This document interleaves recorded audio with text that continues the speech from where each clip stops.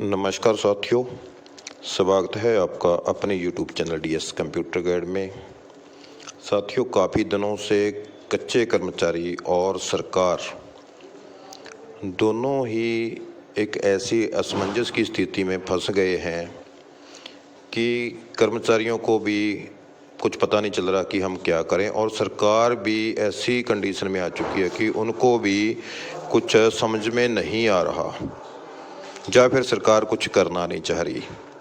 तो बार बार डाटा मांगा जाना, हर रोज़ बहुत सारे कर्मचारियों को रिलीव करना कहीं ना कहीं शक पैदा कर रहा है, और कर्मचारियों में इस चीज़ को लेकर काफ़ी जो गुस्सा देखने में आ रहा है। बहुत सारे कर्मचारी भूख हड़ताल पर बैठ चुके हैं। तो साथियों, इसी से जुड़ी हुई आज की अभी से कुछ देर पहले, आधा घंटा 1 घंटा पहले एक लेटर जो आया है, तो उसके बारे में आपको बताएंगे कि अभी अभी सरकार द्वारा कच्चे कर्मचारियों का दोबारा से डाटा मांगा गया है। तो क्या इसकी वजह है, क्यों डाटा मांगा गया है, क्या दोबारा से जो कर्मचारी हटाए गए हैं उनको किसी और विभाग में एडजस्ट किया जाएगा, तो इसको लेकर पूरी जानकारी आपको इस वीडियो में दी जाएगी साथियों। तो वीडियो के अंत तक बने रहिएगा साथियों। और इस तरह की अन्य अपडेट्स पाने के लिए आपसे निवेदन करूंगा कि जो भी साथी चैनल पर पहली बार आए हैं और वीडियो को देख रहे हैं, तो कृपया चैनल को सब्सक्राइब करना बिल्कुल ना भूलें साथियों। तो ले चलते हैं सीधा आपको पत्र की ओर। कौन सा पत्र है, क्या पत्र आया है साथियों, आपको दिखा देते हैं। ये ह्यूमन रिसोर्स डिपार्टमेंट की ओर से, जो हरियाणा सरकार का मैन पावर सप्लाई डिपार्टमेंट है, ह्यूमन रिसोर्स डिपार्टमेंट मानव संसाधन विभाग, उसकी ओर से जारी किया गया पत्र। अभी कुछ देर पहले ही, आज ही की डेट में 13 जनवरी 2025, अभी से कुछ देर पहले ही पत्र जारी हुआ है। तो इसमें all the administrative secretariat to government Haryana, all the head of department Haryana, सभी जो हेड हैं डिपार्टमेंटों के हरियाणा के, सभी को यहाँ पर ये पत्र भेजा गया है। All the managing director, chief administrator, CEO of board corporation public undertaking इन हरियाणा, सभी अथॉरिटीज़ को पत्र जारी कर दिया गया है। क्या पूछा है साथियों इन्होंने? Regarding engagement under outsourcing policy part 2। जी हाँ, जो साथी लगभग पार्ट 2 में आते हैं, ज़्यादातर उन्हीं को हटाने का काम किया गया है। जितने भी कर्मचारी पार्ट 2 में लगे हुए हैं और जॉब सिक्योरिटी के नज़दीक आ रहे थे, जिनको किसी को 1 मंथ रहता था जॉब सिक्योर होने में, किसी को अभी 10 दिन बचे थे, तो सरकार की मंशा पता नहीं क्या रही है कि कल कहीं ये भी जॉब सिक्योरिटी के लिए अपना हक मांगने के लिए खड़े ना हो जाएं। तो उन्हीं कर्मचारियों को रिलीव किया जा रहा है जो बिल्कुल जॉब सिक्योरिटी से, किसी के 10 दिन कम है, किसी के 1 मंथ कम है, किसी के 2 मंथ कम है। तो जो सबसे पहले लगा हुआ है उसी कर्मचारी को रिलीव किया जा रहा है, और जो फ्रेश लगे हैं, थोड़े दिन हुए हैं, उनको रिलीव नहीं किया जा रहा। तो यहाँ पर डाटा मांगा गया है पार्ट 2 कर्मचारियों का। क्या लिखते हैं? I am directed to invite your kind attention to the subject cited subject above and to request to supply the following information in favour of contractual employees. जी हाँ, यहाँ पर ध्यान आकर्षित करते हुए ये कह रहे हैं कि request to supply the following information, जो इन्फॉर्मेशन है वो मांगी गई है इनके द्वारा। सप्लाई, रिक्वेस्ट टू सप्लाई की जो मैन पावर है उसके बारे में इन्फॉर्मेशन है वो भेजने का कष्ट करें। In favour of contractual employ who are working against sanction post, जो पार्ट 2 कर्मचारी सैंक्शन पोस्ट के अगेंस्ट लगे हुए हैं, वो चाहे C ग्रुप के हैं चाहे D ग्रुप के हैं, अंडर आउटसोर्सिंग पॉलिसी पार्ट 2, उनका डाटा है जो फॉलोइंग अनुसार, निम्नानुसार भेजने का जो यहाँ पर रिक्वेस्ट की गई है। तो यहाँ पर क्या पूछा गया? How many contractual employ working in the department board corporation under outsourcing policy part 2, कितने कर्मचारी ऐसे हैं कॉन्ट्रैक्ट पर लगे हुए जो पॉलिसी पार्ट 2 में आते हैं और डिपार्टमेंट में, बोर्ड में, कॉरपोरेशंस में आउटसोर्सिंग पॉलिसी पार्ट 2 के तहत लगे हुए हैं, और have been spared due to joining of newly regular candidates of group C and D kindly send post by information. यानी कि ड्यू टू ज्वाइनिंग जो न्यूली रेगुलर एम्प्लॉई हैं उनके ज्वाइन करने के बाद भी कितने कर्मचारी ऐसे बचे हैं जो अभी भी काम कर रहे हैं या फिर स्पेयर बचते हैं, सरप्लस बचते हैं। Kindly send post wise information, सभी की पोस्ट वाइज है जो इन्फॉर्मेशन मांगी गई है। कौन सी ग्रुप में कार्यरत है पार्ट 2 के तहत, कौन डी ग्रुप में कार्यरत है पार्ट 2 के तहत, उनकी जानकारी यहाँ पर मांगी गई है। How many contractual employ working under part 2 of the outsourcing policy are covered under the Haryana contractual employees security of service act 2024 and how many are not covered in said ordinance.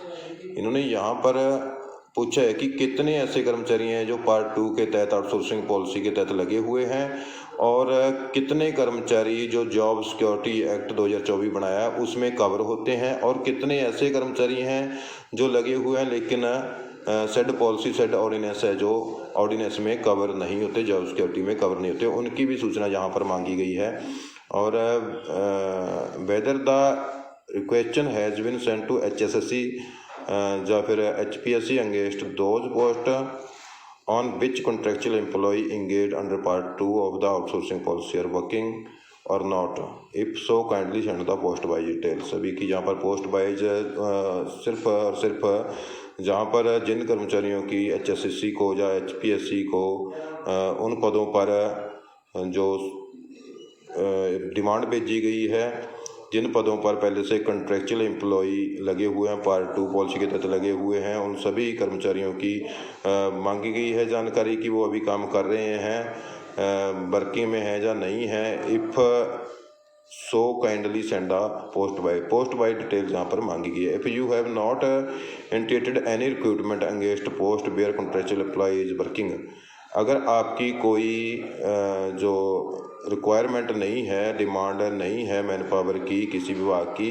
Against post where contractual employ is working, जहाँ पर contractual employ कार्यरत है वहाँ पर अगर आपकी कोई demand नहीं है मैन पावर की, then kindly provide fresh justification duly sanctioned by finance department.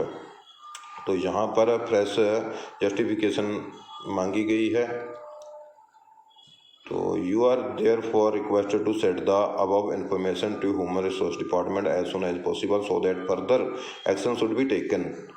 जितना जल्दी हो सके उतना जल्दी यहाँ पर इंफॉर्मेशन ह्यूमन रिसोर्स डिपार्टमेंट को भेजने के लिए कहा गया है ताकि आगे की कार्यवाही की जा सके। तो यहाँ पर पूनम मराठी जी हैं, ये superintendent human resource department, chief secretary to government Haryana. तो जानकारी मांगी गई है जहाँ पर साथियों अभी सरकार की मंशा क्या है, कर्मचारी हैं जो जॉब सिक्योरिटी एक्ट की वेट कर रहे हैं। बहुत से विभागों में लेटर जारी भी हो चुके हैं लेकिन लगभग 70% डिपार्टमेंट 80% डिपार्टमेंट ऐसे हैं जिनमें अभी तक कोई पत्र जारी नहीं हुआ है और कर्मचारियों में इस चीज़ को लेकर भारी, जैसे पहले उत्साह था, अब भारी रोष हो चुका है। उनको भी जॉब सिक्योरिटी एक्ट में आने पर ही विश्वास होगा। बहुत से कर्मचारी कहते हैं कि सरकार का ये ढकोसला है, ये एक चुनावी मुद्दा था, जुमला था, कुछ नहीं था, तो उनको विश्वास नहीं हो रहा। लेकिन साथियों आपके लिए एक बात बता दें, जो एक्ट में लिखा गया है, जो भी कर्मचारी साथी, आप सभी की जानकारी के लिए बता दें, जो एक्ट पास हुआ है, अध्यादेश आया था 8 अगस्त 2024 को,